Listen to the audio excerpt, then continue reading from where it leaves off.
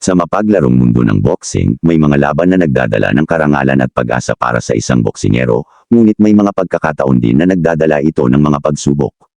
Ito ang naging karanasan ni Zolani Tet, isang kampyon sa bantamweight division mula sa South Africa, sa kanyang mga pagtutuos laban sa mga Pinoy boxers tinalong sina John Michael Zulueta, John Mark Apolinario at Arthur Villanueva. Subalit, ang isa sa mga pinakamemorable na bahagi ng kanyang karera ay ang laban niya kay John Riel Casimero noong November 30, 2019.